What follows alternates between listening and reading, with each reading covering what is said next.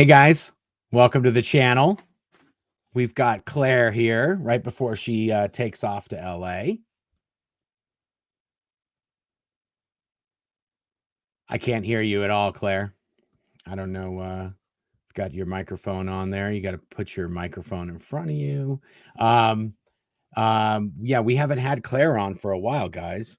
And we finally got her. And I'm finally back in Colorado.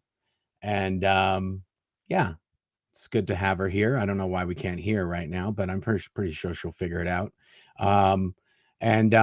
Yeah, for all those of you who are just tuning in from the live that I did with Aaron Smith-Levin on growing up in Scientology, I wanted to tell you. So basically, I've been watching Kellycopter on her channel. You got audio now, Claire?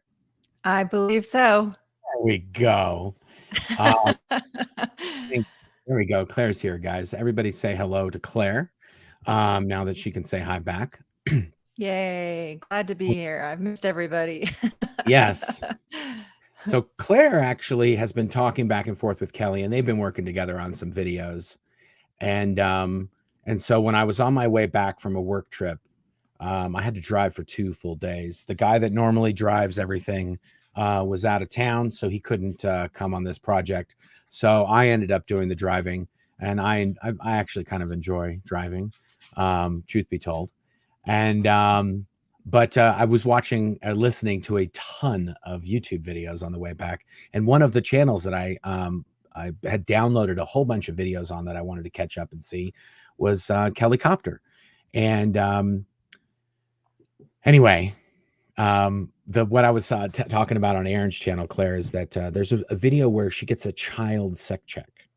Yes. Have you seen this video?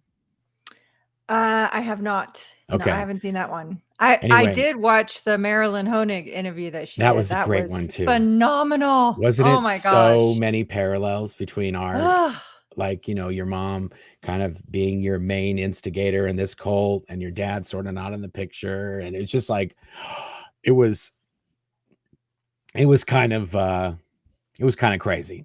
Marilyn and Kelly's were very similar. Like the the things that happen when you're the child of a public Scientologist, not even in the Sea Org, just the kind of before the Sea Org kind of stuff. Right. But one of the things that they talked about was how she got this, when Kellycopter did her own video. One of the things she talked about was getting this sec check, and that how they determined that she was a suppressive person when she was 6 years old. So to me, that's just ridiculous. Like even in Scientology, that would be considered ridiculous. Right. Right. Yep. Like that's a very extreme stance to take on a 6-year-old. Yeah. I mean, it's not unheard of. I certainly. Yes, I've heard other instances as well, but this particular incident was also absurd. Yes. And I would love to do a video with Kelly, or maybe you can, if you do an interview with her, you can ask her. But yeah, we're actually already scheduled to do like trade-off interviews, one for her channel, one for our channel. I just had to push it out because things have been a little crazy. Yeah, but regardless, I suspect, and I don't know if this is the case, but I don't think from getting the sec check answers that you could determine a 6-year-old's an SP. But one thing that I do think that Scientologists and other people that are watching this should know is that there's a certain needle reaction on the E-meter. If it erratically slams all over the place, it's considered what's called a rock slam. And a rock slam is indicative that person has evil purposes. Right. And that is what SPs have. They have lots of evil purposes in Scientology. Yeah, and especially if the meter does that phenomena when the person is talking about Scientology, L. Ron Hubbard, executives in Scientology. Or in response to a sec check or sec check questions. Right. But especially if it's the person's talking about Scientology, it's called a list 1 rock slam. Yeah. Yes, that's And right. that means Oh, yeah. that they're 100% a suppressive person. Yes. So in the Sea Org, if you rock slam on those things, you're immediately signed to the RPF. Like without any question. It's just Yep. that's it. It's done. Like if you Yes. see that, if someone's on the e-meter and they're in the Sea Org and they say, "Hey, do you have any evil purposes about David Miscavige or L. Ron Hubbard?" and it does that, that's it. You go to the RPF. No questions asked. Yeah, and it's interesting. I saw somewhere, I think Kelly mentioned that this sec check was around the year 2000. And right around that time, it became actually this thing at the base where David Miscavige and Shelley Miscavige would say, this person needs to be sec checked. They're a rock slammer, and you have to find out that that's what they are, or you're going to the Rehabilitation Project Force. It was this like trend that. Well, that's why I wanted to bring this up, because Yeah. when she said that and when it took place, it was in the late 1990s and into the 2000s, when if you rock slammed on the e-meter, it was a definite, you're an SP, period. And also during that time, and this is the crazy thing, so Scientologists sort of, this e-meter is infallible. If the e-meter says this is what is happening with you, then that's what's happening with you. So Right. it's a very, very crucial piece of Scientology that they listen to this device. And if it says, by the different needle reactions mean different things. And so in this case, if it does this specific type of read, which is called a rock slam, then you are evil, period. That's how it works. Well, yeah, and actually, even if a person receiving sec checking starts rock slamming in a Scientology auditing or counseling session, there's steps that the person doing the sec check has to do to note down the rock slam, and then immediately do these steps to check that the meter is not malfunctioning. Like there's an exact series of steps that you do, and you note even in the worksheet where you write down everything that happens that you did that test. Yes. Now here's where this gets, so that's the setup for this video. The e-meter is this device. This device is infallible, and if you read a certain way on it, then Scientology says that's it, that's the facts. Right. Okay. Unlike a lie detector, when you get a lie detector test, they don't say you're definitely lying or you're definitely telling the truth.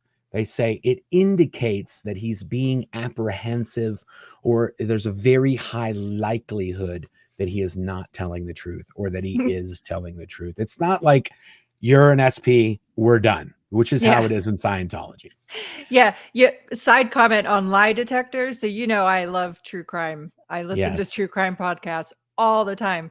And the one I've been listening to lately, these two ladies, and they're like, oh, we would never get a lie detector test ever under any circumstance, even if that makes us look guilty. It's funny, but you're right. It's not, they don't say that it's absolute, because it isn't.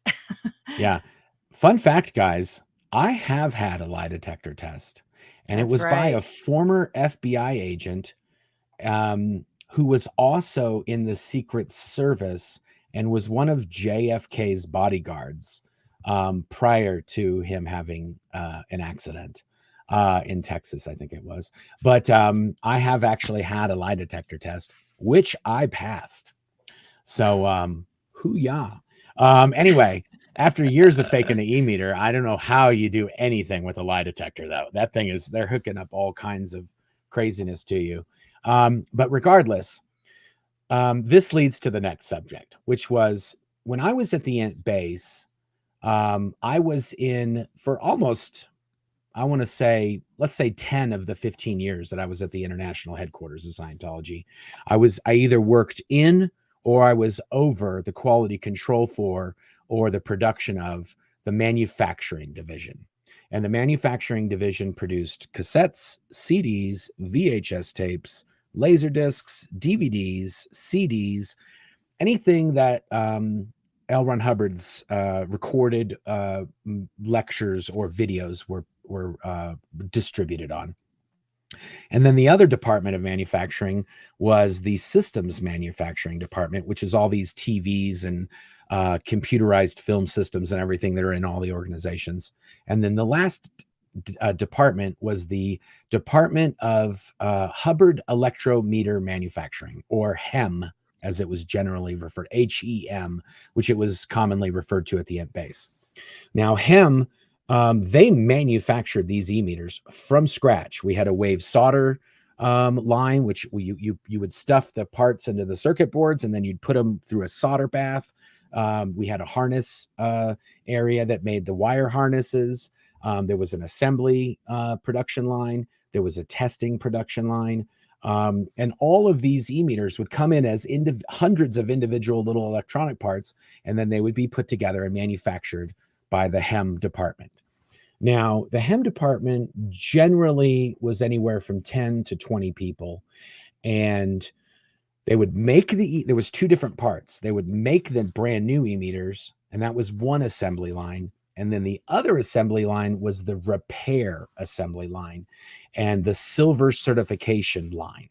And what would happen is Scientologists were required, because of this rock slam and these other sort of things, these meters could go out of calibration, and then they'd need to be repaired or they'd need to be maintained in some way. And so what Scientology called it was silver certing. And I want to say it was every year, you had to send your e-meter to Golden Era Productions, and they'd put it through this assembly line and they'd calibrate it and they'd test it. Or if your e-meter was having problems, and when you would audit somebody, it would always rock slam, no matter who it was, then you'd have to send it to Golden Era Productions and the HEM department, and then they'd silver certify it as it's good to go. And they put a little expiration sticker, calibration sticker, that's good for one more year on your e-meter. Okay.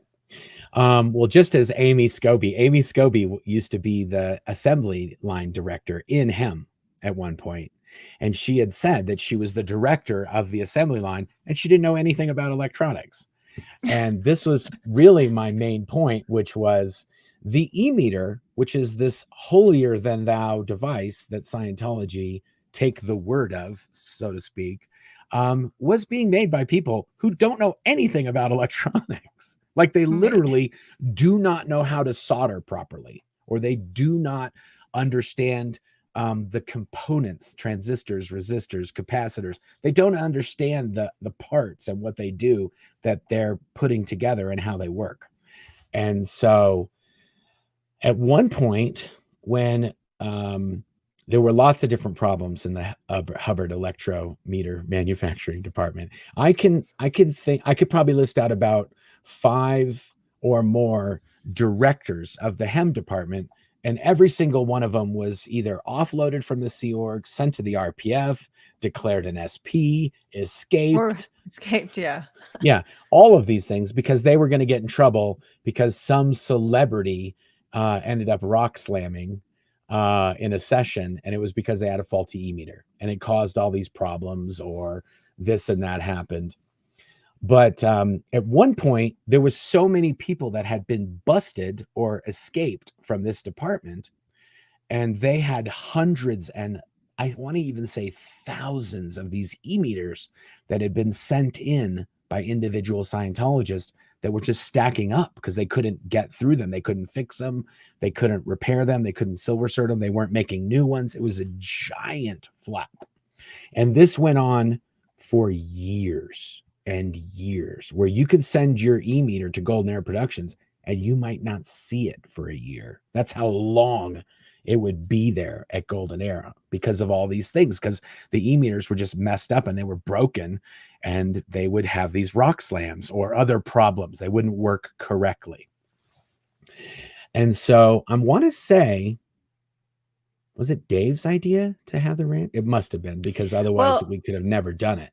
Well, even before the part you're getting to, what I remember is, so anytime that there was a backlog in any org, they would call an all hands, which was everybody, no matter what your position is, you would come in to help handle this backlog. And so do you remember for a long time, like we'd have morning muster at 8:30, and then the entirety of Golden Era Productions would go into him, me included, by the way. Yes, I didn't know remember. anything about electronics. So you have people that are they mow the lawns for a living, or they're a course supervisor, or there's somebody that works in payroll. It didn't matter what your job was. You would come in and help repair or assemble or clean or do anything that was needed with these things. So again, in the Sea Org, there's a policy that says you know how to do everything that's ever been done. You've been alive for trillions of years. You've done every possible profession that could be done because you've been alive for trillions and trillions of years. So you could be a heart surgeon, you could be a brain surgeon, you could be a de-weeder, you could be a lawnmower, you could be an accountant. You've done everything. So fixing e-meters, you've done that. That's not a problem. Yeah, and don't forget that by the code of a Sea Org member also, you're expected to make it go right no matter what. Doesn't matter. And you're also expected to behave and act like as if you're an OT, operating Thetan level, regardless of whether you've done the levels or not. Doesn't matter. You're expected to be that as a Sea Org member. Exactly. So not only do you have people that aren't trained assembling and repairing e-meters, that's their job. Then you bring in other people who it's not even their job. They're not trained. They have no idea what they're doing. It's like, here's a solder iron, heat this piece of thing called solder up and attach these wires together. Okay, good. Okay, good. I'll come on, check on you in an hour. That's like the level of people that are putting these things together. I'm going to grab a picture. I've got these pictures that I found. I'll put them up. I'll put them up in a little bit when we get to talking about this some more. But okay, there is a channel. I will put the link in the description. There is a channel. It's so ironic. The channel is called Play with Junk. That's the name of the channel. And they took an e-meter apart. And I'll put a link to it in the description. But if you watch this video, you'll see what the inside of one of these e-meters looks like. And it does look like some like 1970s, 1980s technology. It's not high tech in the slightest. And the circuit board that we made, and all the parts of the e-meter, everything together would cost about $400. And that was not buying in bulk, rush shipping, rush this, getting this at the last second. That was an inefficient cost of $400. And then they sell these e-meters for like $4,000 or $5,000. And they even have silver plated ones that I think the bronze ones were $5,000. The silver ones were like $10,000 or $15,000. And then they had a gold plated one that was like $25,000. And then they went in silly and they did obsidian and blue meridian, and those would be like 100,000 for an e-meter. $100,000 special editions, for a $400 piece of crappy electronics made by people who have no idea how to make them. Right. And checked by people who don't know how to check them. Anyway, they would have these all hands, and this is essentially what led to what this next thing was. There was always an all hands because the e-meter department could never catch up. So there were always backlogged meters or meters that couldn't get made. So it was always a problem. And even though the all hands was continuously happening, because the quality of the work was so low and these e-meters were basically being sent out not properly built or not properly repaired, there were tons of e-meters coming back again to be fixed a second time. And it just created this huge thing that never ended. And it just kind of spiraled out of control. Yeah. Wasn't part of it also that when someone sent in an e-meter for Silver Cert, it was supposed to be turned around within 48 hours? Yeah, it was called the Silver Cert line. And any meter that wasn't repaired and sent back within 48 hours, there was a huge penalty on the statistics. Yeah. So I think I think the stat was number of meters not in the 48-hour line. They called it the 48-hour line, the 48-hour line. It was always referred to as the Silver Cert line or the 48-hour line. And they could never keep that so that all meters would turn around within 48 hours. It was usually hundreds and hundreds, if not thousands, that were backlogged beyond the 48 hours. Yeah. And so I'm going to say that it was David Miscavige's idea. Otherwise, I don't think anyone would have ever proved this in a million years. Yep. That there were at this time in the 90s, and even into the, I don't know exactly when they killed the ranch, when they like shut down the Int Ranch, but there was a whole group of kids that lived on a property that was a few miles from the Int base, and it was called the Int Ranch, and they were Sea Org members, but they weren't allowed to come to the Int base and work because they were kids. Yeah. So Jenna Miscavige Hill talks about this extensively in her book. But yeah, exactly. What's the name of her book? We'll put a plug to it in there. It's I've linked to it before. Yeah. Gosh, it's escaping me. My harrowing escape from Scientology. Beyond belief. Beyond belief, my harrowing escape from Scientology. Yes. Yeah. And it was also, that Int Ranch was also referred to as HV, or Happy Valley. Because crazy people, if you were in the Sea Org and you went nuts, which they called type 3, you would go to, oops, sorry, I just whacked my microphone. You would go to Happy Valley, because that's where people, I think it was actually called Happy Valley before, if I'm not mistaken. I don't know. Jackson, I think, talked about this, and I thought it used to be like a nunnery or something bizarre like that. I don't remember, but I may be misspeaking on that front. But I don't know about the nunnery, but before it was bought by Scientology, it was owned by the Campbell family, and it was a tomato farm. Oh, okay. That's where they made the tomatoes for tomato soup, for Campbell's tomato soup. Oh, I did not know that. Yeah, and it was on the other side of an Indian reservation, and I think one of the Campbell family, there was some kind of hoodwinking with the tribe that lived there, and they were able to get that property, but that property had the well water, and it had all these other things that the rest of the reservation did not have. And I think Campbell knew that, and he kind of hoodwinked them into getting it. Anyway, so they always wanted it back, and eventually Scientology did sell the property back to the Indian tribe, or the Native American tribe, that the indigenous people that had a block of property that surrounded the Int Ranch. But either way, those kids, David Miscavige's bright idea was to have those kids come to the base during the day, or at a certain number of hours of day, every day, and work in hem. Yep. So you had all these little kids.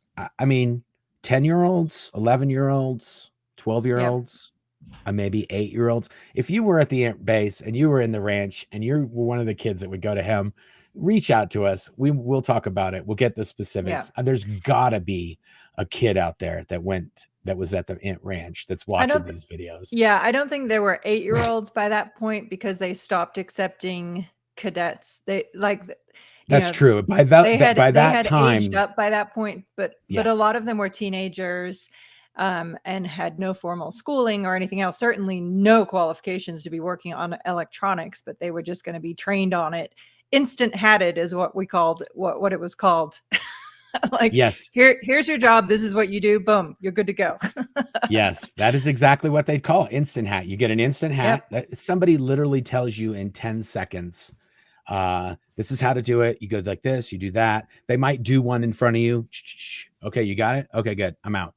And that's where you get cold solder joints. And anybody who knows electronics knows if you're going to solder something, you need to know how to solder. You can't just heat it up and melt stuff. It needs to be done in a proper way to get a proper electronic connection and bond and not break later. And anyway, but so the craziest part of this is that these kids are putting these e-meters together, and this is how these e-meters were being made. It was just, I want to say the entire 15 years that I was there, these e-meters were being tested, checked, and assembled by people who had limited or non-adequate understanding of what they were building or what they were doing.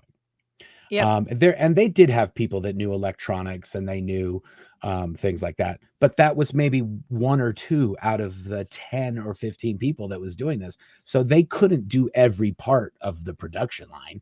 And also some of these things over the years, the wire, the wave solder line was farmed out. They just decided, you know what, why are we doing this? We could just send the design to somebody and they can send us the boards pre-made, and we can just say we need 400 and 400 show up. Why are we the ones troubleshooting and doing, because they were doing it horribly and having bad results. They were like, we should just farm this out. So over the years, they sort of limited it to only fixing e-meters.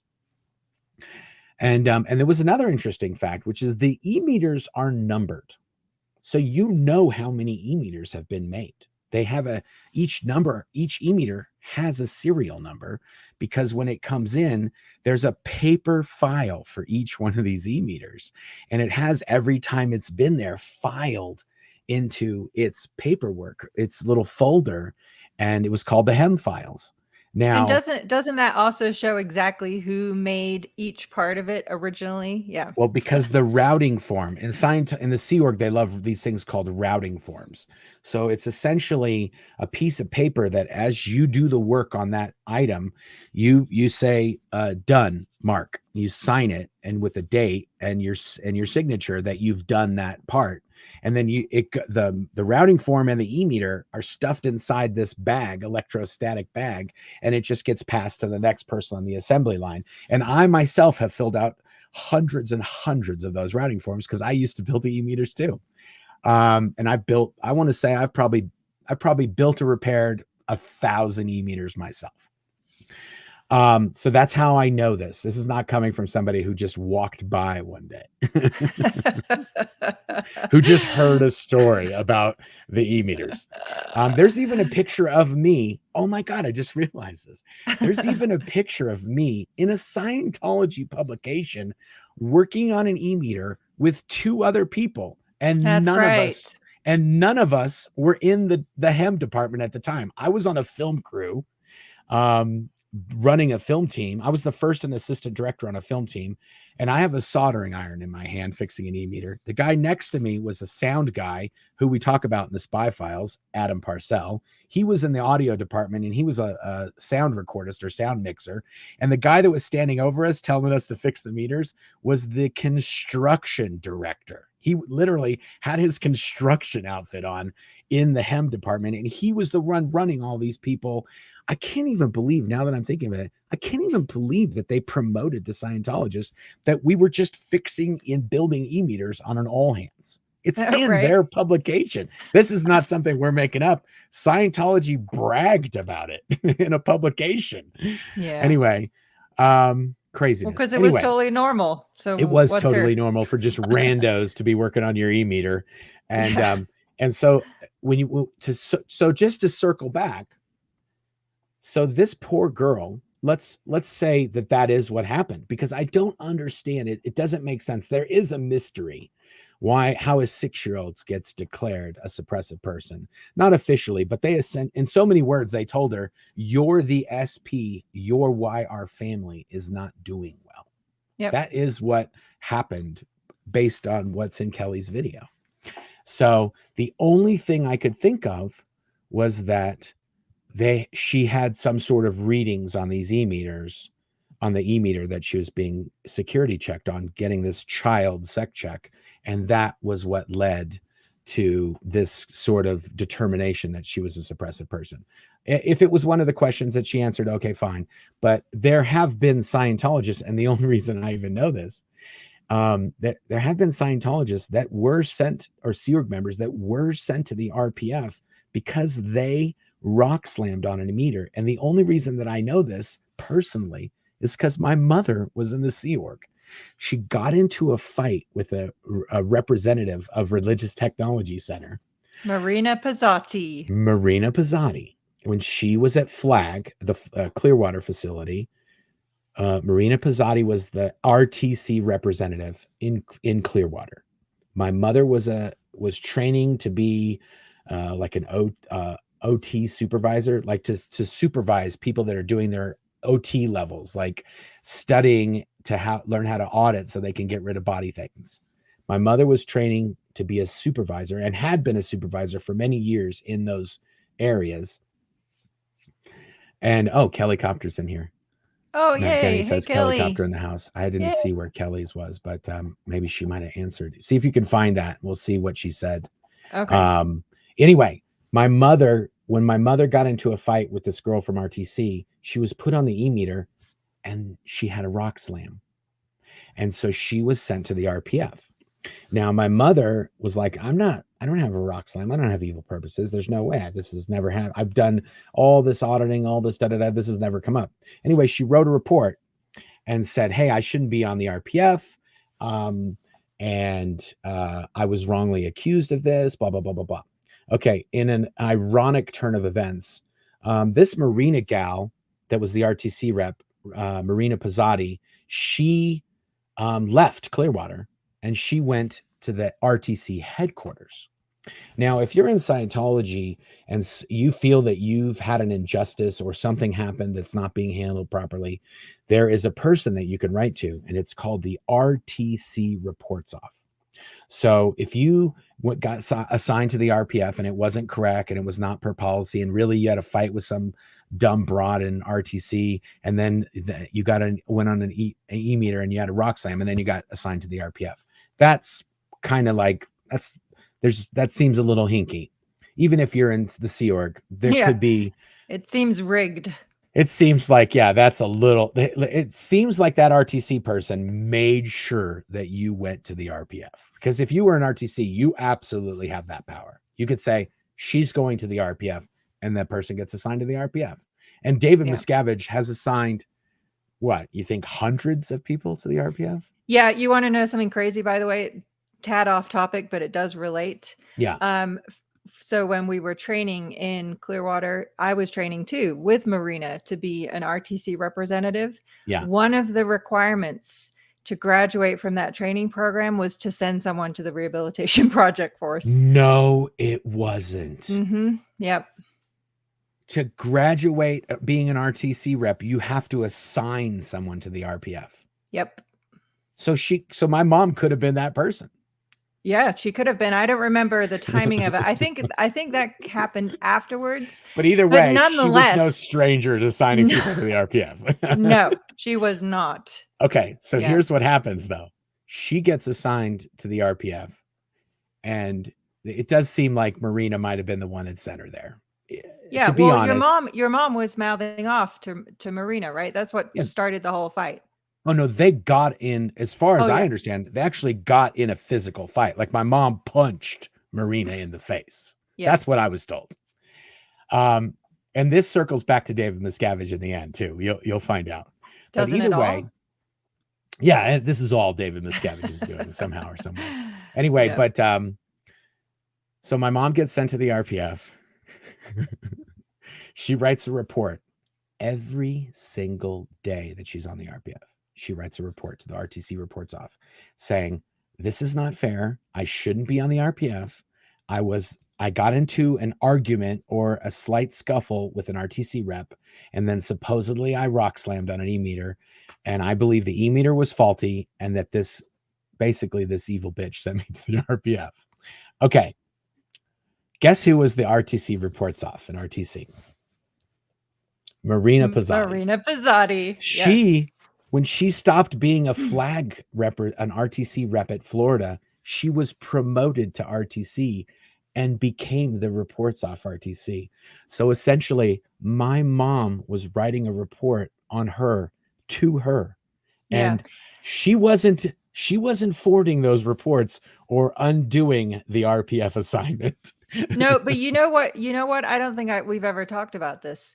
Your mom actually also sent reports to me because I was internal executive at the time, which was on the religious technology org chart number 3. You never told me that. I know, that's why I'm bringing it up.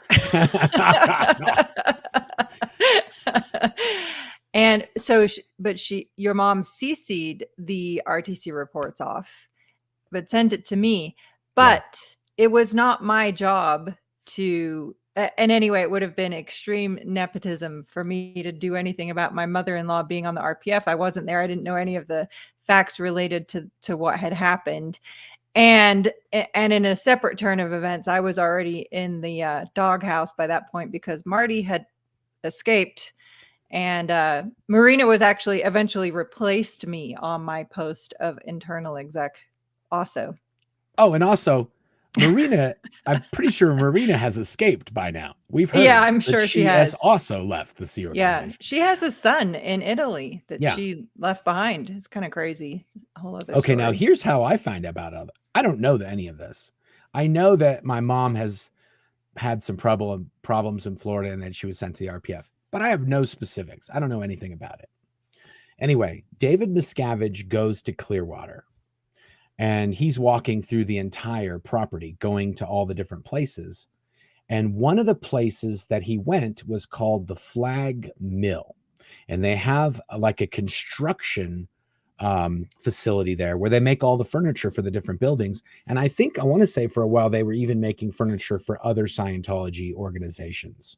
And that maybe that might've been the Pack Mill. They have a similar mill in Pack, and they actually have a similar mill at the Ent base. And I think that's how these other ones kind of sprouted up, because we were making furniture at the international headquarters, but just for the headquarters.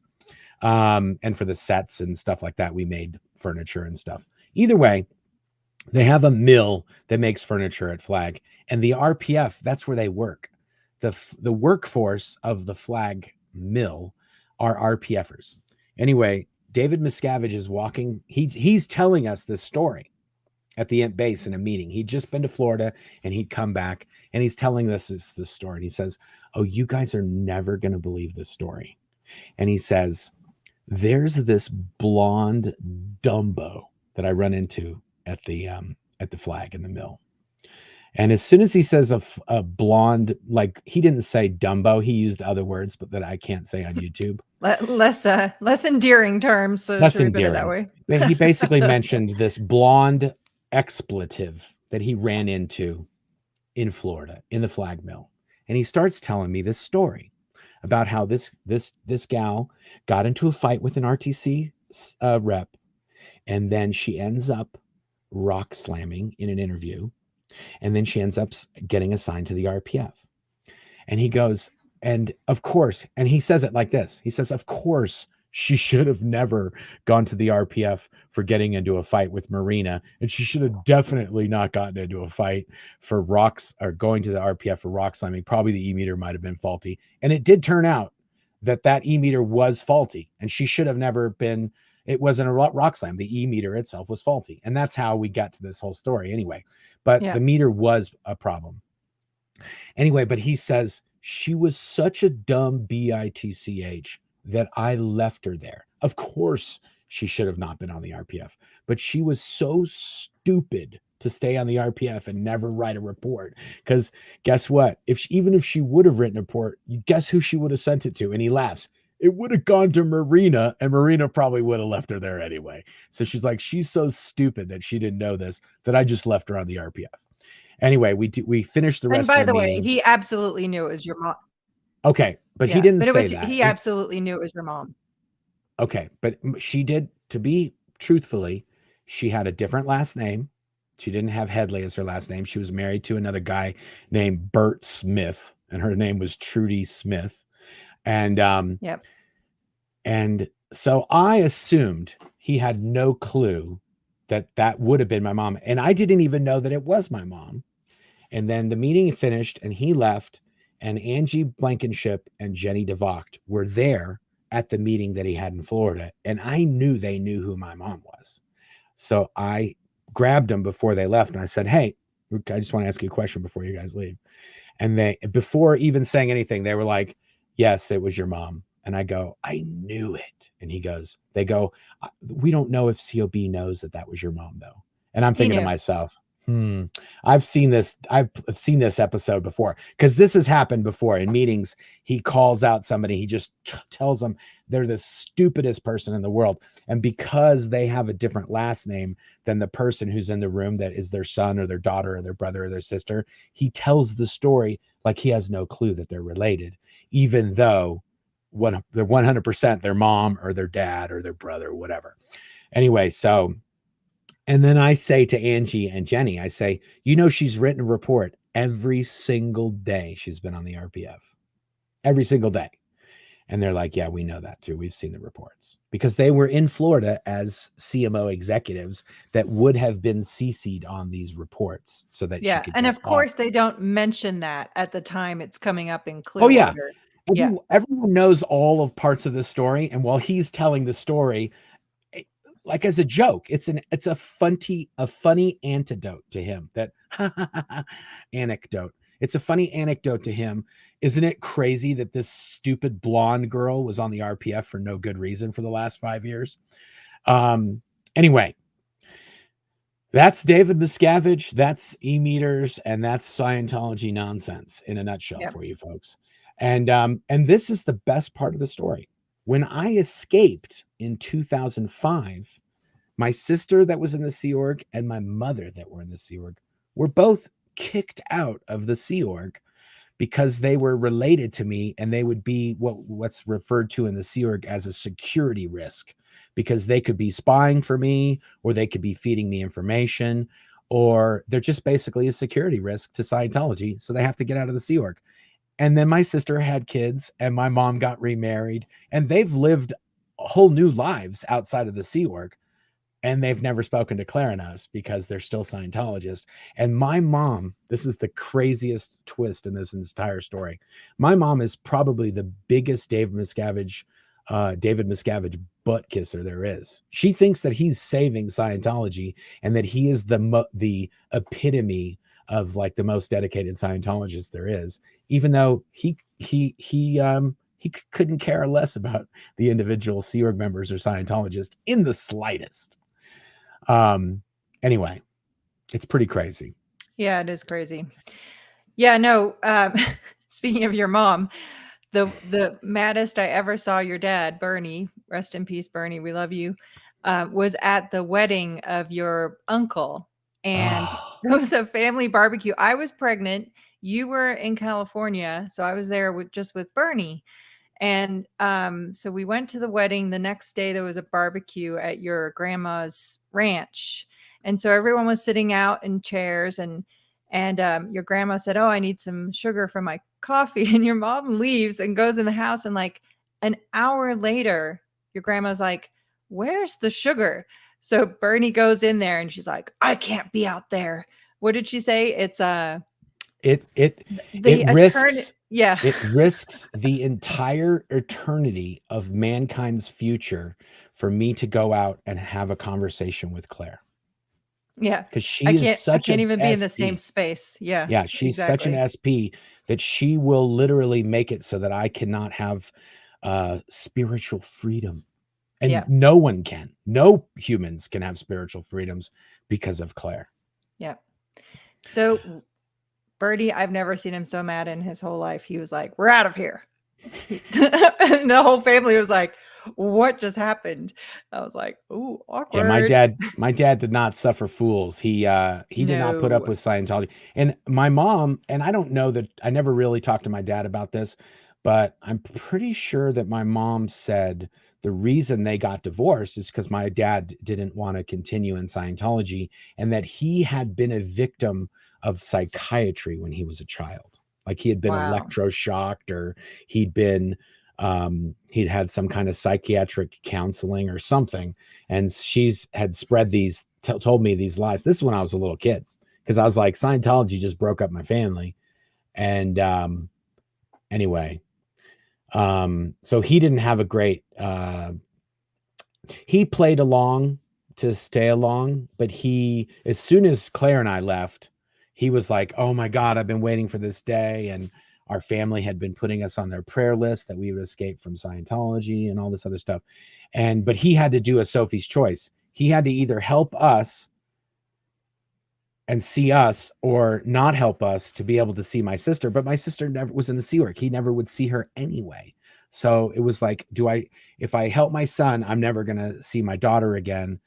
But if I don't help my son, then he might end up back in Scientology. Anyway, it was definitely a shitty thing that my dad never got to see my sister ever again after he helped us. And he did end up, rest in peace, Dad, but he did end up talking to my sister for about 15-20 minutes on the phone the day before he passed. And my sister on the phone spouted a bunch of Scientology nonsense about how he could leave his body and find a new body and do this whole Scientology thing. And by the way, instead of saying, I'm sorry, right. I didn't talk to you for the last 15 years or I'm finally glad I got to talk to you or any of that. No, she did a bunch of Scientology nonsense. So anyway, I don't want to talk about it anymore. Okay, we're good. I was not trying to talk about my dad, but sorry. my dad only brought is that the up reason. because of your mom. So. Yeah, our dad is here today because he helped us, or we're here today because my dad helped us when I needed a place to go when I escaped, and he took me in, which I didn't even think that he would because I hadn't seen him for so long, and I hadn't really had a relationship with him for 15 years while I worked at the international headquarters. I mean, I would literally talk to him maybe on Christmas or maybe not always on Christmas, once a year. Maybe sometimes I'd go a few years without even seeing him or talking to him. But yeah, I even got in big trouble when I went to his wedding in the 2000s sometime. He had a wedding, he got married in Vegas, and I left the property for 8 hours during the night to go to his wedding and then came back, and I got in a huge amount of trouble, and they basically thought I had escaped to go to my dad's wedding. And I was back. I was like, I'm here. Obviously I didn't escape. I'm back. I'm here. What are you talking about? Anyway, either way, that's how Scientology sucks. These are some of the reasons. These are one of the 5,000 readings. Scientology sucks the big one. Do we have any, is anybody in the chat today? there's like 1353. There we go. Yeah, there's some Don't people forget here. to hit like and subscribe. There's some people happening. Yes. Aaron said this on the video we did earlier, but there's a ton of people that have been donating and saying, here's this for this and here's that. People are trying to send us stuff. If you send it to YouTube, if you do a super chat, we'll absolutely answer your question and put it up. But if you're sending it to donate, you don't care about the question, or you don't want to have your name up on the screen, we have links on other ways you can support the channel in the description. There's an Amazon list for the channel, like just different equipment we have. There's a PayPal link. Obviously, if you want a book, a Blown for Good book that's signed by Claire and I, you can go to Blown for Good. Those are other ways you can support the channel. We're not doing this for our health, folks. It is therapeutic, and we are helping people. Scientologists watching this channel are finding out things that Scientology would never tell them. Like, Scientology is not saying, oh, by the way, little kids are building e-meters, or by the way, David Miscavige relishes in your private information and your secret information in meetings with other Sea Org members and laughs about how you got assigned to the Rehabilitation Project Force. They would never tell you. And let me just say, coming up, just because we've had a lot going on, but in the next week or two, we have actually stories provided to us. The names have been changed by people in Scientology right now that have authorized us to share these stories with the names changed. Exactly. And oh my gosh, I mean, none of this is new to us, but the fact that it's coming to us as the person's like, oh yeah, no, I'm a current Scientologist, just don't mention my name or where it came from. That is a fact. We have that happen. Stories. Yep. Yeah, we have that on the. I mean, Aaron's got Scientologists contacting him. Mike has Mike Rinder's channel. Aaron Smith Levin on Growing Up in Scientology. Blown for Good. We have current Scientologists that give us information on a regular basis, and not just in one place, all over the world. Yep. So that is how we have a lot of these that is how we find out about current things that are happening. And a lot of times we will ask, like, we'll hear a story from one person who's in Scientology, and we'll ask another person, and they will give us a similar version or almost the identical version in some cases of these things that have happened, but just in their area. So we're corroborating these stories and finding out that, we're verifying them from other people saying, like, hey, is this happening where you are? They're like, oh yeah, we're ripping off elderly people on their credit cards a full time. That is a thing. It's happening. And people are that. And that is another video that we are going to do. We're going to do a video about this Reed Slatkin guy who ripped off Scientologists with the biggest Ponzi scheme since Ponzi. And then Bernie Madoff took the top spot right after Reed Slatkin. But and there is an episode of American Greed that is all about Reed Slatkin. But the story you don't know is maybe even crazier than the story that's been told. So Scientology on Scientology crime is very prevalent in Scientology. Scientologists are ripping each other off. They're stealing from each other. They're buying companies and taking over companies and then not paying the person that they bought the company from. And all of these things are happening. But if whoever is the person committing the crime is donating money to Scientology, Scientology will wash the whole thing under the rug, and the victim just is out high and dry. And because they don't want to get Scientology in a bad light, or they don't want to get Scientology in trouble. So they have this internal Scientology ethics and justice system. And as long as Scientology comes out good in the end, everyone's happy, except for the person who got screwed over. And they usually will end up leaving Scientology or just sucking it up and saying, I'm sorry, I lost $200,000 and now I can't get it back and I got to start all over. But at least I didn't get kicked out of Scientology. It's crazy. Okay. Yes. It's time to do some questions. If anybody wants to do questions, get on in the chat. We don't only do super chats and super stickers. We answer other questions as well. But Holiday Arnett, super sticker. Thank you very much, Holiday. Thank you. Maria, John Atack has gone into the mechanics of rock slams in death and the exact mechanical failure that causes them. Polygraphs are not admissible in court because they have been demonstrably fooled in both directions. There you go. Yeah, I think we'll find that, or you just go to John Atack's file and search rock slams. But if I remember, we'll put a link in the description. Freck says an e-meter is not a lie detector. It's a religious device. Tori Chrisman. Yeah, that is a thing that Scientologists will tell you. Yeah, the e-meter. I mean, if you look at the what's it called again? Play with Junk. If you look at the Play with Junk video, he opens up the e-meter and he looks in there. It is a giant piece of shit. It's not like some high-tech thing that they have. That was another thing I wanted to say. The new one, they have a new one now. The one that we're talking about, I think they stopped making it in 2018. I don't remember when the new one came out. It was after we had left. Maybe not 2018, maybe like 2008. But it had been made in the early 2000s when we were still there. They had made all these new e-meters, and they were called the Ultra or the Quantum or the the Mark Super 7 Quantum. I think it was the Ultra. Yeah, the Ultra. I only remember Ultra because that's the name of a Depeche Mode album. I was really mad that they called it that. Why am I not surprised? I was like, it's not even barely Ultra. Anyway, the new e-meter they had made, and apparently, reportedly, on the same assembly line that built Walkmans in Japan or Taiwan somewhere. But it costs $40, guys. $40. They still charge $5,000 for this thing. It cost $40 to make this thing. Well, because there's a policy that says they can't sell it for less because that would be a quality degrade. Yep, that's right. The only reason they don't sell it for less is because they already sold the old one for that much. And the old one was $400 and they sold it for $4,000 or $5,000. The new one costs 10 times as less. They still charge the same price. And it's also a giant piece of junk too. It's an updated piece of junk. It doesn't do anything. Xenu is my homeboy, Freak says. Thank you for that.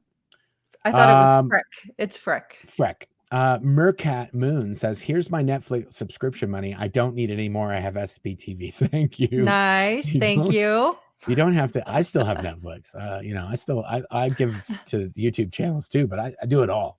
You don't have to give up Netflix.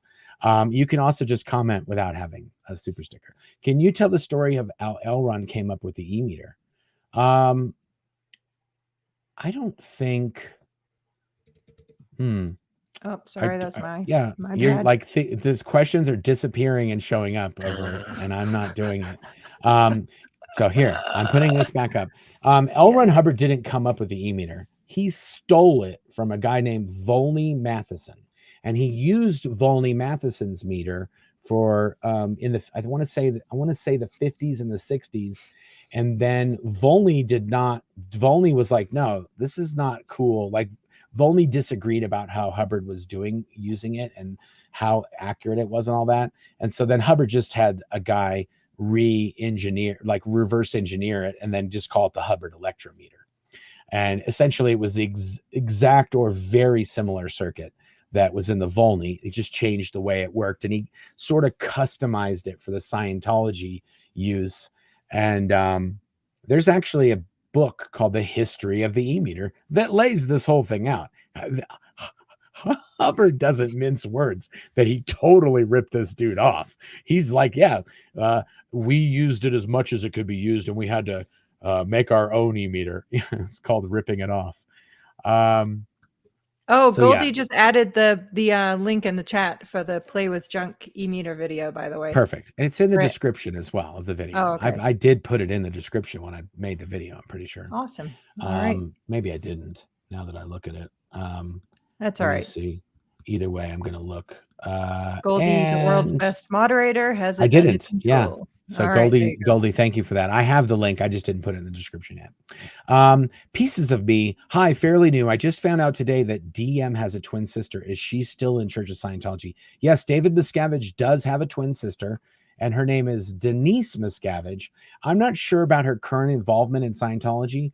I know that when Leah went to go, when Lisa Marie Presley went to go meet with Dave in Clearwater, he sent Denise and was it Loretta or some other person to go yell at Lisa Marie Presley. So this was within the last decade or so. And so I assume she's still involved when she's not getting arrested for slinging weed to her tenants of the slum housing that she has in Florida.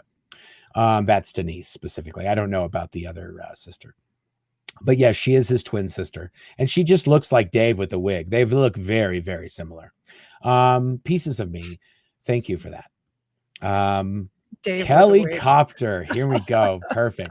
Thank you for my mic bobblehead and bracelet. Oh, that's the other thing I noticed in the video when I got to the hotel. I was finishing watching one of the videos, and when she put her arm up, I saw that she had an SP bracelet on. Nice. And I was like, oh my gosh, that's so cool. Thank you, Kelly. I'm glad you like your bracelet, and it was the right size. Thank you for my mic bobblehead and bracelet. Love them. Thank you for all the work you do. Seeing you both on the Aftermath gave me courage to say something.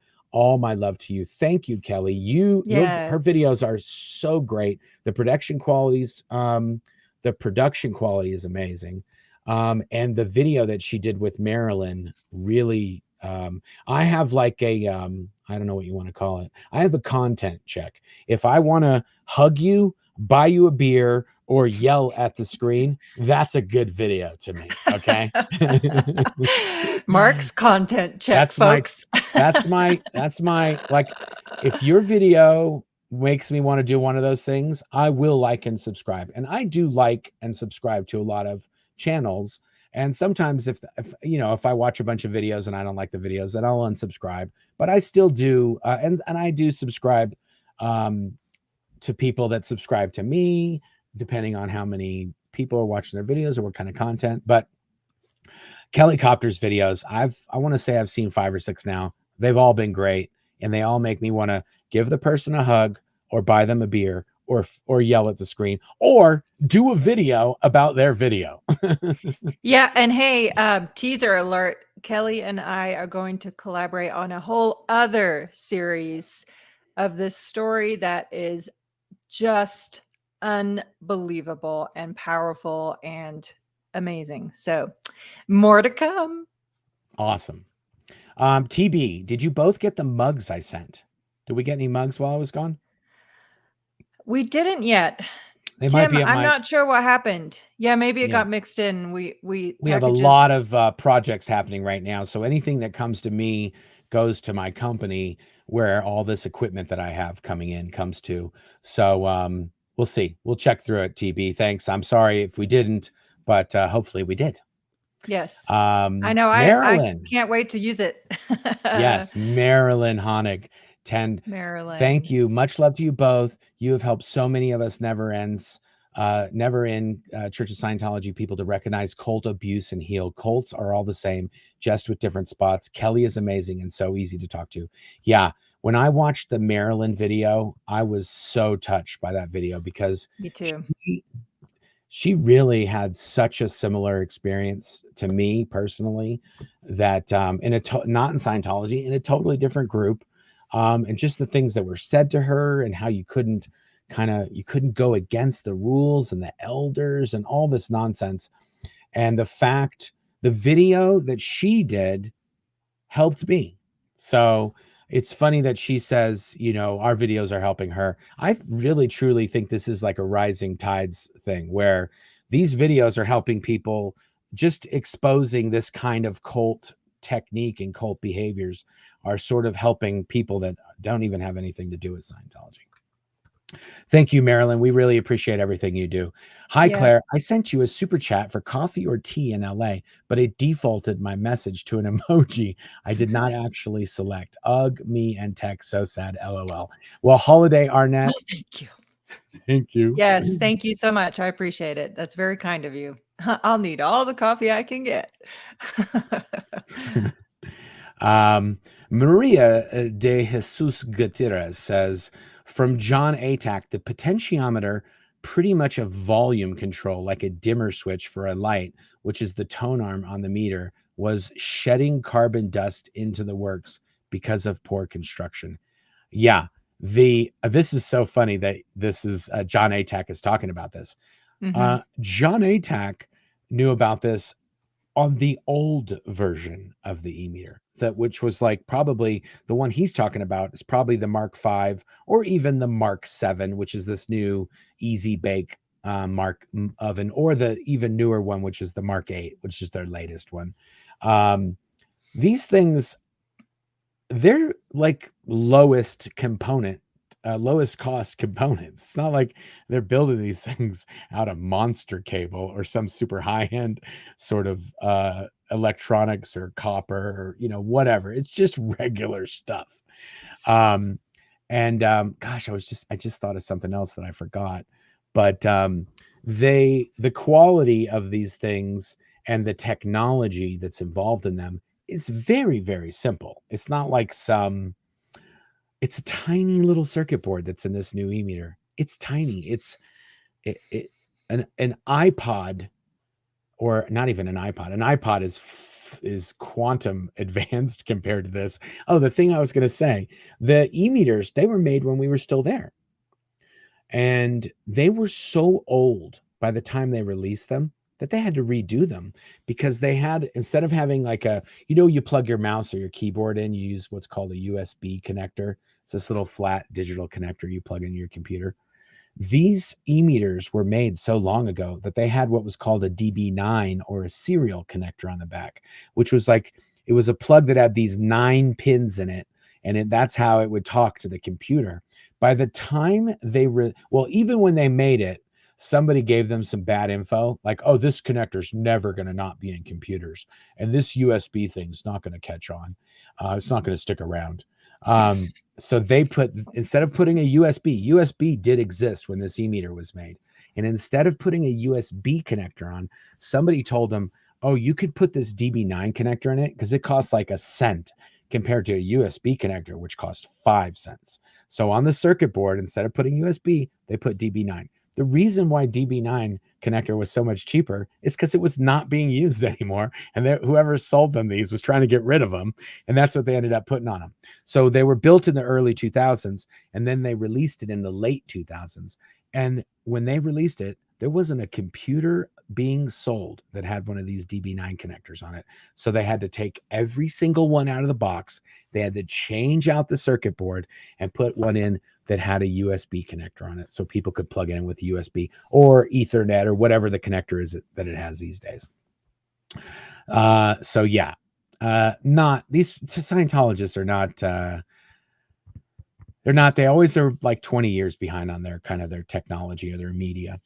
Matt Denny, sharing my birthday wish Sharing my birthday with DM sucks. Oh, there you go, Denny. Sorry. Is it David Miscavige's That's right. birthday today? Today. Yep.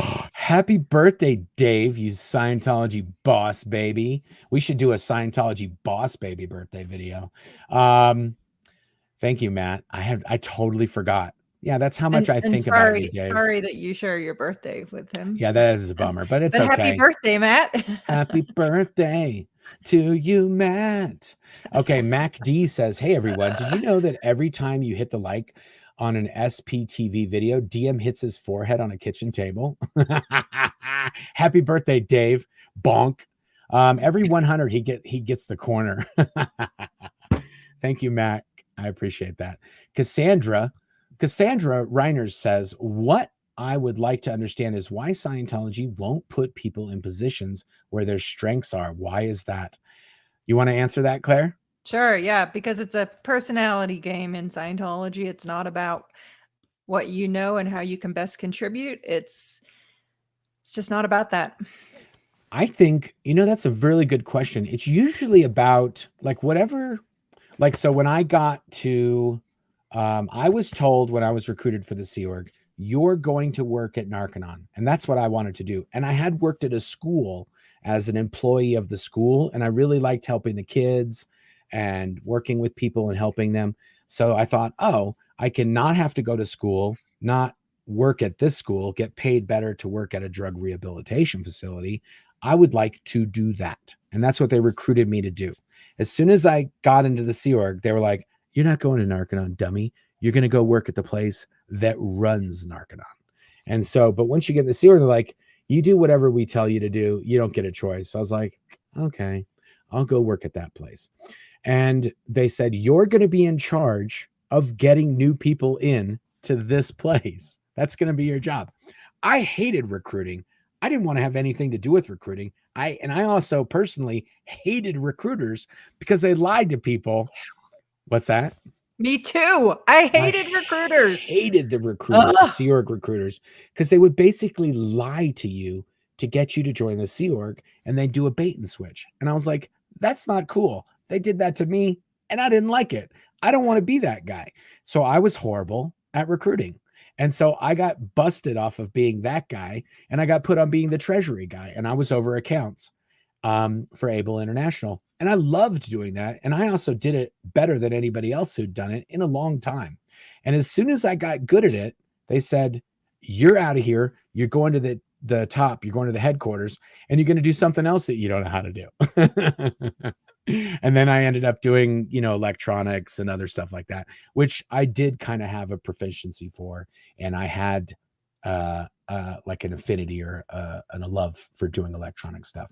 So in my case, it kind of worked out. But the best thing is that the whole time I was there, I wanted to do the electronic stuff, and they kept putting me on all these other jobs that didn't have to do with that. And no matter what, I would always gravitate back to the electronics, and mainly just because I was good at it. And when they needed it done, they knew who to come and see. But yeah, it's really all about what the latest flap is, or what the latest area that needs people. So you could be a brain surgeon. You ain't going to be operating on brains. You might be fixing lawnmowers. Amy Scobie just commented in the chat and said that she was responsible for recruiting you to the base. Yes, she's told me that. Yeah, I didn't know that. So weird. That's crazy. Way these things come full circle. Yeah. Chris OC. The core component of an e-meter is a very simple electronic component known as a Wheatstone bridge. Anyone can make one with a breadboard, a few 12K ohm resistors, some pots, potentiometers, or volume control knobs, and a spare analog volt as a VU meter, which is basically like different units of how you measure certain electronic symbols. Yeah, it's not a it's really, really simple. Like, essentially, if you had a good parts list, you could make one from Radio Shack parts. It's definitely not hard to make. Thank you for that. Emily Case, has anyone ever claimed to have been a Sea Org member in a past life who has come back in this life to keep fulfilling their contract? I've never heard of that. Have you ever heard of that, Claire? I've heard of people say that they were Sea Org in their past life. I don't think it was never so specific as that they're, back to like keeping track of their years on their billion-year contract kind of a thing. But I've yeah, got a there's definitely spreadsheet. people that said, "Oh, I worked with Hubbard last lifetime, and I remember being at his early lectures and all that kind of stuff." And there were even there was a Scientologist at Celebrity Center who interviewed somebody who was an old person who was going to be passing away to be her, like she was pregnant, and they supposedly set up all the logistics. I mean, how you prove that, I have no idea. It was ultimately bizarre. But yeah, They definitely do happened. they do tell people to, when they're on their deathbed, to go find a hospital that has a Scientologist that's pregnant and that's having a baby. Go find that. This is where you can go find a new Scientologist body. That is a real thing that happens in Scientology. Yep. Thank you, Emily. Appreciate that. A freak again. Wow, freak is just in, or freck is in here full time. Frick. This is very unrelated, but do you guys know anything about Scientology lawsuit against Dutch ISP? Blah blah blah. Stephen Fishman case, and then maybe I should ask Mike Rinder about this, since he would have been in a better position to know. I've heard of this Stephen Fishman case. I don't know any specifics about it, and you're right. Mike Rinder probably would be a better in, and it also depends. Some of these things that are cases and like just lawsuits that are happening, if it's not really anything like a big deal, if this might have been a Xenu, they had posted Xenu or other Scientology documents on the internet, and that's why they would sue an ISP. But that is definitely something that Mike might have known about, but it could have been handled at just the OSA level and not even been that big of a deal at the int base at that time. Yep. A freck again. Freck. Wow. Is it COB or SOB? It's both, actually. It's pronounced COB, but you're right. It's an S. It's an SOB. Or Scientology boss baby, is like we like to call him. Mark, I changed my picture to Mr. Bill because you don't like Gumby, damn it. No, I do like Gumby. I didn't. Is it Pokey? No. Oh, you're right. Gumby. I know I like Pokey better than Gumby, but I love Mr. Bill too. Mr. Bill, Gumby, Pokey, I'm very big fans of them. When I was a child and I would go to my dad's house, he would watch Saturday Night Live. And those are some of my favorite episodes ever, Mr. Bill. If anybody hasn't seen Mr. Bill, you got to get in there and get some of that. Were the cans on the e-meter wiped down or cleaned between uses? Did anybody like them? Oh my gosh, that's such a great question. You could go, you have no idea, John. You could go in session after someone else had been in session, and sometimes the auditor or the Scientology counselor would not wipe off the cans. And some people, their hands are super, super dry. And so it doesn't make a good connection with the cans on the e-meter. And so what Scientologists are supposed to do, and this is taught in these films that we produced, which is you got to get some lotion on those hands, and you got to get them really goose. Here, for all those ASMR people, you got to get that lotion all, like, just lube them up, just cover, not just a squirt. We're talking about a good 5, 6, 7, 10 squirts of lotion. Get those things all lathered up. And then they hold those cans for an hour or two. And then they're done. They finish the session. Then you come in for a sec check or something afterwards, and you pick up those cans, and it's like, ugh, you've got to be kidding me.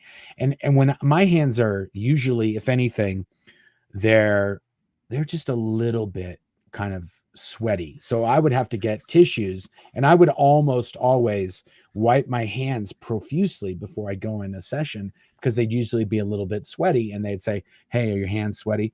And so I'd wipe them off, get it all ready, and then I'd pick up those juicy cans that have all slime, like covered with ectoplasm, and then it's just like, oh man! And now I'm done, because my hands are already wet, and now they got all this juice from the last guy on them.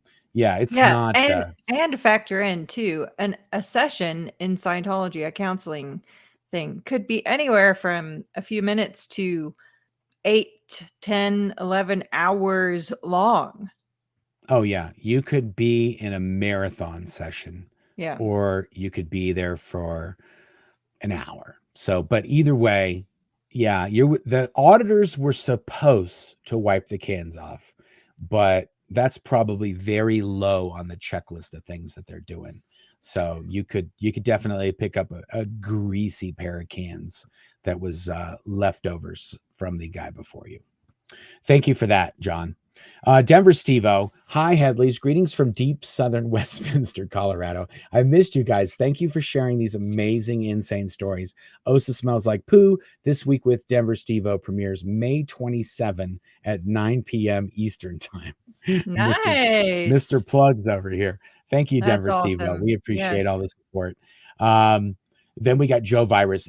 Is Church of Scientology hoarding a huge armory in case the S hits the fan, like a small arsenal, just a couple of guards with sidearms? You know, I really don't think they have a lot of weapons. They have some weapons at the end base, and they have like a shooting range. David Miscavige has a shooting range that he uses up by L. Ron Hubbard's house, or he did when he was there at that property. I don't think, I want to say that's something we should tell Jackson to talk about on his channel when he launches. I know he has personal knowledge about that. Yeah, I know the security guards, some security guards were trained and had permits to carry, but I don't know that they're hoarding any huge armory. Thank you, Joe. Freck again, all hail Mark's dad. Thank you for that. I appreciate it. Love it. Question, when is the next Tori interview? I loved your last one. Thank you. We will schedule another one. There you go. Yes. Fabian, any theory why LRH preferred the camper instead of the open sea in his late years? You know, that's a great question. He was literally living in a motorhome, like a total weirdo who had millions and millions of dollars. He was living in a bus that was a motorhome. And I'm not sure, maybe just because he wanted to be able to like GTFO when the feds showed up and just be able to drive off.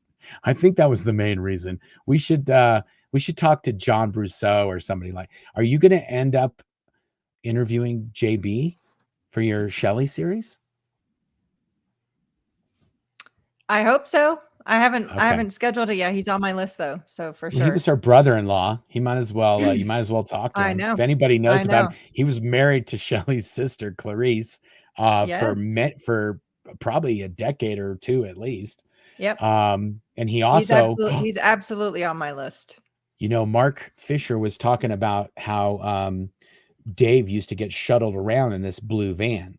Yeah. And that van was how he would go and meet with Pat Broker when they do their secret rendezvous, and then they would give each other bankers boxes of stuff from LRH and stuff to LRH. And JB, I think, is the one who drove that van. Oh yeah, that makes sense, because JB was in later years Miscavige's driver as well. Yeah, well, I know he was LRH's driver. Yeah, I don't know. I got to find out about that. I heard that he was one of either driving a van for Pat, or he was with L. Ron Hubbard, or he was driving Dave. And also he was Dave's brother-in-law. So, you know, he could be trusted kind of thing. Yep. Katie O'Regan says, ordered BFG book, and it must be in the RPF because Customs has been holding it for 10 days. Oh my Can't wait till it arrives. Good luck at Claire this week. Sorry about that. So, you know, it's so weird. Sometimes we hear about people say like, I ordered the BFG book and I had it 3 days later, and they ordered it from England. And then sometimes we hear they ordered it from Australia and they got it like a month later. So, oh my gosh, we had one a few weeks ago. Somebody ordered from Norway, I think. And it ended up all the way back to us. I was like, oh no, by no fault of theirs or ours. The address was correct. I was like, here's an audio copy. Here's an audible version for you. I know. We try to make it right. Even when the shipping or the postal services kind of mess up, we try to throw in something but you know, we can't control that. Sorry, Katie. I hope you get it soon. Noel says, love your channel and all SPTV channels. Keep up the great work. Yeah, with this SPTV thing is spiraling out of control. We got Kelly Copter doing videos. We got Tori. We got Janice. Not spiraling out of control. It's becoming a tidal wave that's gaining momentum. It's incredible. Yeah. Have you ever tried to control a tidal wave? Yeah. There's no controlling that. Scientology is just getting obliterated by Scientology content. And our channels are smoking theirs. Like they are getting so little traffic now because nobody is going to find out anything over there of any substance. Which just goes to show truth shall prevail. Yes, thank you, Noel. We appreciate it. Marilyn again. Mark, sending hugs. Have a beer on me, and I'd be happy to yell at your mother. Yeah, no, I don't. I don't think, just like your adopted mom, Marilyn, yelling is not going to be productive with them. They have. No. It's so funny because even Marilyn's mom had a falling out with the cult leader lady eventually, and then ended up not being involved with that specific lady. And you go like, you put us through hell for this lady and got us involved in this, and then you end up having a falling out and then you leave. It's just like, but it's so crazy to me. Thank you, Marilyn. We appreciate it. You don't know, I wouldn't. You're living your life. I love how she is a big Monty Python fan. Oh, nice. One of my favorite Marilyn can yell at my mom. That would be fine with me. I like the Knights of Knee. The Knights of, is it Knee? The Knights of Knee. I like all those. We used to listen in one of the places I worked in Scientology. We used to listen to Monty Python tapes. We didn't have that many tapes. It was Monty Python and Depeche Mode. That's all we listened to. Andy Fabulous. I thought all Sea Orgs loved doing recruiting because it got you away from orgs and allowed you to eat real food and have real room. No. In Los Angeles, they didn't travel. They just went somewhere for the day. They weren't out on like a tour. I know there is Sea Org members that tour all over and try to recruit people, but Abel wasn't touring around that much recruiting people, at least not further than Orange County for the day or some nonsense. Thank you, Andy. I know it's not topical, but to the stream, but Tom Cruise is invited to the King's coronation event. I know. What a douche canoe. The Royals are, you know, they'll suck up to Tom Cruise just like anybody else will.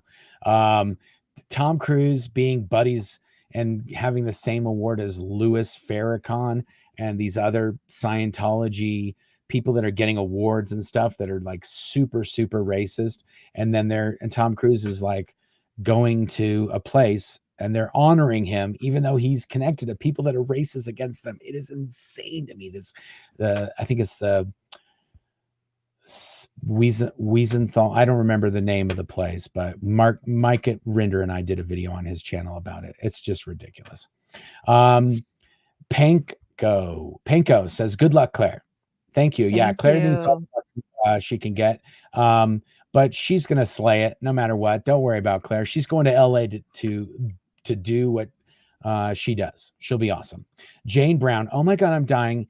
Here's 5 for Mark's sound effects. Oh my God. Oh my God. Oh, you like it? Anyway, thank you, Jane. Appreciate that. Anytime. It is pretty hilarious. Debbie Miller. Thank you, Debbie, for the super sticker. That's awesome. Wow, thank you. Let me go back through here and see if I missed anything.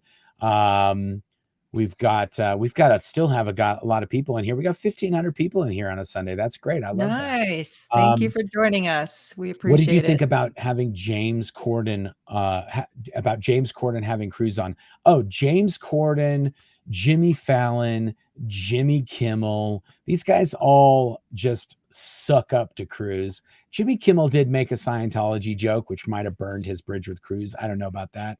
But yeah, Tom Cruise, those guys want to get ratings. They need clicks. They need everything. So Tom Cruise gets clicks. You know, it is what it is. Yeah, I've done a few videos that I talk about Tom Cruise. Those videos tend to do better than other videos, but I don't talk about Cruise. He likes to run fast and jump off of high shit. Who gives a shit? He's while being an incredibly shitty parent. So yeah, no, he's a horrible parent. Oh, that was another thing. Scientology profess to be experts on relationships. The guy that founded the joint had 3 wives. He kidnapped the first wife's kid. He pretended the second wife and his other kid didn't exist. And then he let his third wife go to jail for shit he told her to do and that she fell on his sword for. And then after she went to jail, he basically disconnected from her, and she was an SP, and she lived in seclusion for the rest of her life after she got out of prison and lived in Los Feliz. He could have gone and seen her. He didn't. Yeah, that's the guy who started the joint. Dave Miscavige has disappeared his wife. Tom Cruise is on what, wife number 3 or 4 or something like that. These aren't the guys that you want to get your relationship advice from. Yeah. Yeah, not good at all. What else? Oh, that was one of the other things I wanted to talk about. I got an email did you get this email from ABC Nightline? I think I saw a copy of the email to you. Because it came to me on my email. Yep.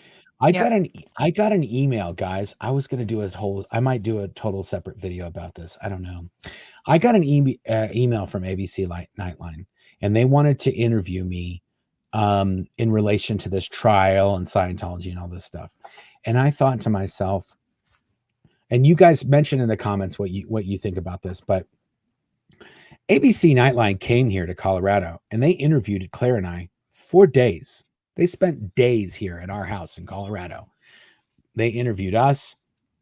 They videoed us. We did interviews with them. We did a whole bunch of stuff, a whole film crew. It wasn't like that just a reporter came. No, they sent a team of people.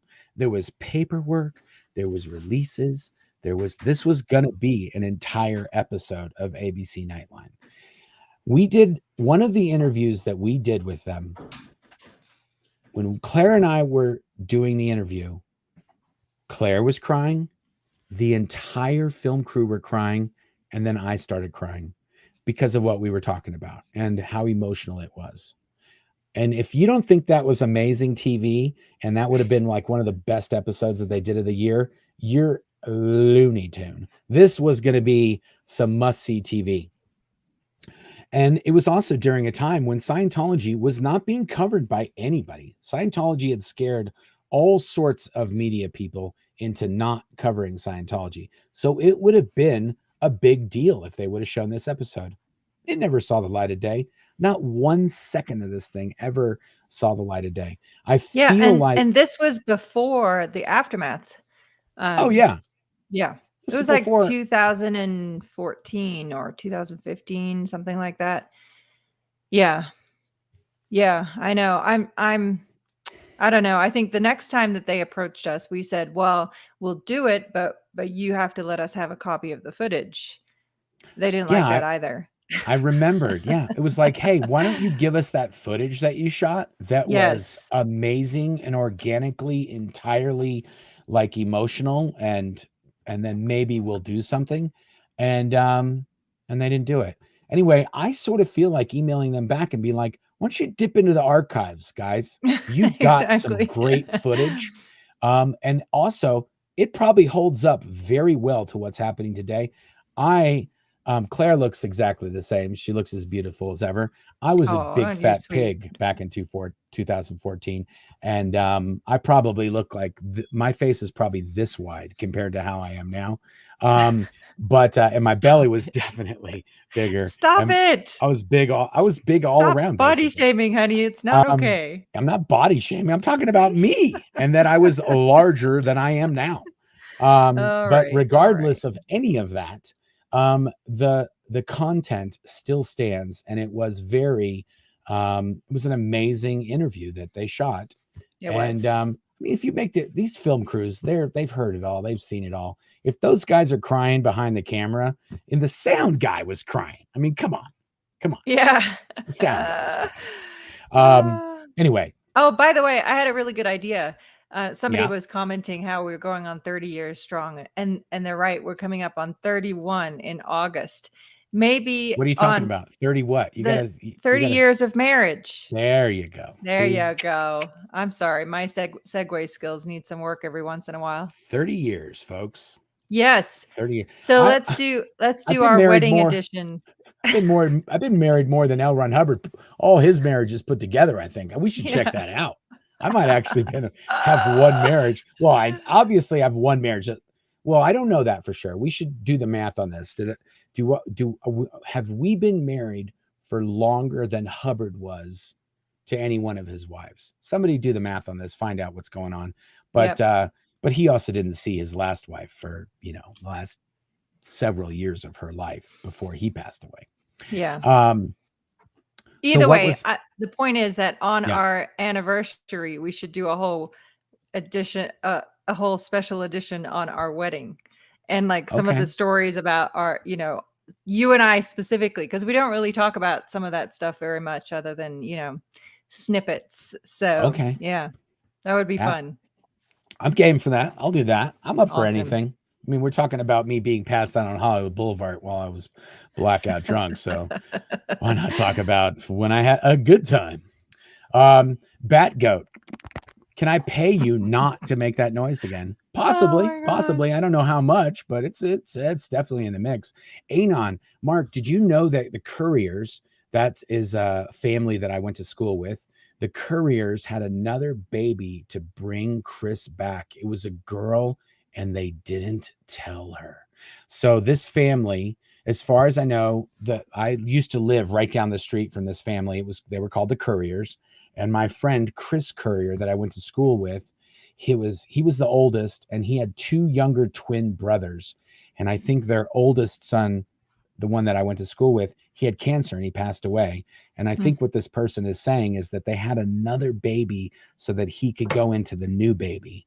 And I want to say somebody told me not only did he pass away, but then one of his younger twin brothers also passed away. I don't know if that's true, but if whoever you are, you can email me. I won't share your information. I know you want to be anonymous here, but I believe it. I believe it, dude. His mother's name was Beth Courier, and I can't remember the dad's name right now. But it was like Ted or Todd, or I don't remember. But yeah, they lived in Tahunga in California, right near where I lived when I worked at Delphi. Thanks for that, Anon. Andy Fabulous. Claire, maybe Leah will make you breakfast like Aaron. Oh my gosh. Aaron. So we did this live with Aaron. Leah's ironing his shirts, like doing his laundry and ironing his shirts, and she made him breakfast. Oh my gosh. Unbelievable.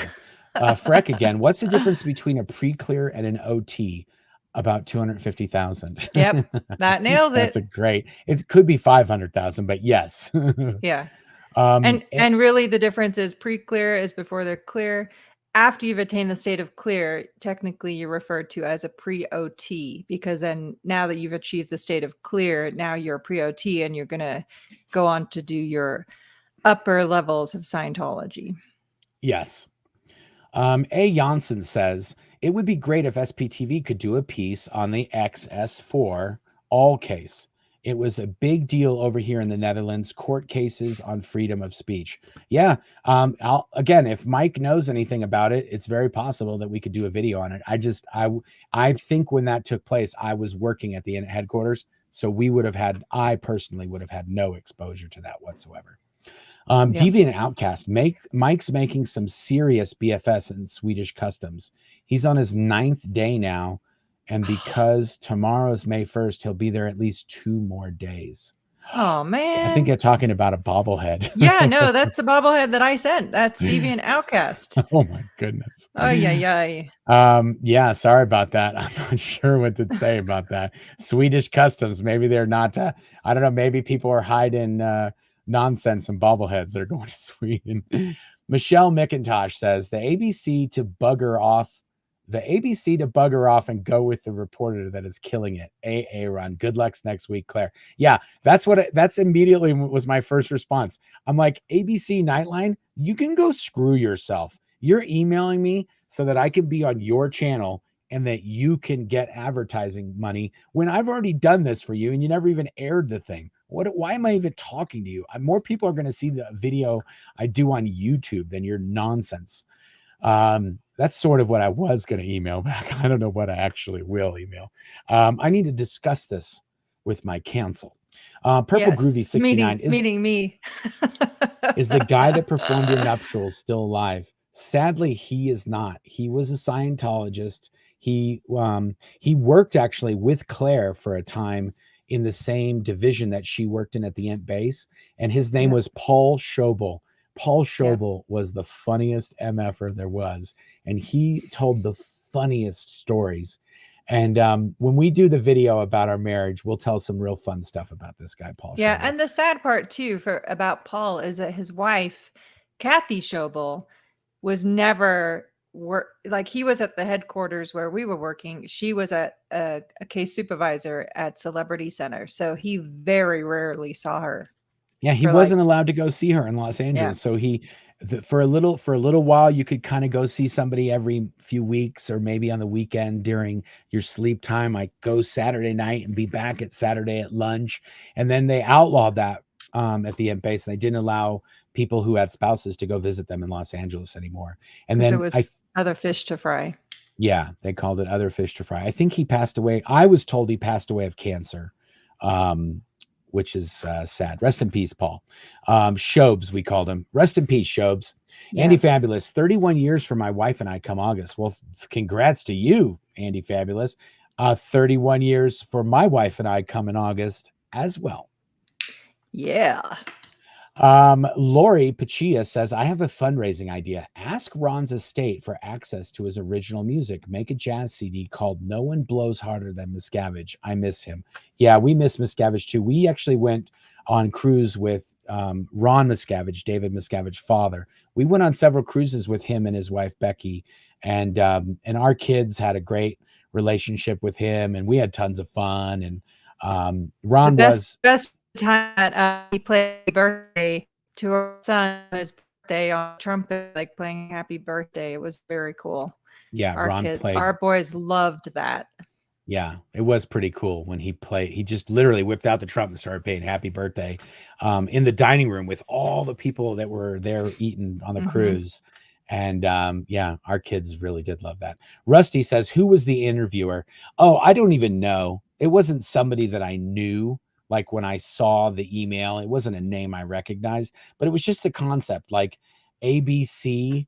Now that there's this trial and it's newsworthy. Now they want to talk to us. Like when we were making 36 cents an hour and we got disconnected from our family and all these things happened. Oh, ho hum. But now, Scientologists on trial, and somehow you might have some information. Come talk to us. It's just like, to me, I'm just like, not feeling it. Okay, guys, that was a pretty good video. It's been we're almost at $1:37. Thank you for everybody who joined us. Thank you, Kelly Copter. And Goldie is like the super moderator of the universe, just in case you guys don't know. And thank you to all 1,500 people here joining us and building this amazing and supportive community of SPTV. It is something to behold. So yeah. And now that I'm back in Colorado, I had a long drive to think about a ton of new videos. I'm going to be cranking them out this week, guys. I'm just going to be on a mad tear while Claire's gone. I'll do lives with Aaron. I'll do lives with Mike. I'll do my own videos. I'm going to do some more spy files. I haven't been getting into any of the spy files for a few weeks. We're going to do some spy files. We're going to do Claire's got a whole bunch of interviews that she's got stacked up that I'm going to be editing. So we have a ton of stuff. So if you're not subscribed. We did hit 29K and in the last few days, and Claire sent out a bobblehead. Somebody won. Every time we tick over another 1,000 subscribers, we give somebody a book, a bobblehead, or a bracelet. And so we've been giving out those things, and people are loving it. So we're going to keep doing it. And yeah, we've got some good stuff coming up, guys. Hit subscribe, hit the like button.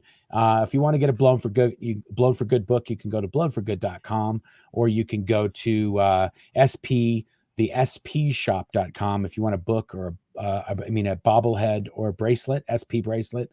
And anything that you guys get on the SP shop goes to support the Aftermath Foundation and us trying to help people get out of Scientology and get their lives started over.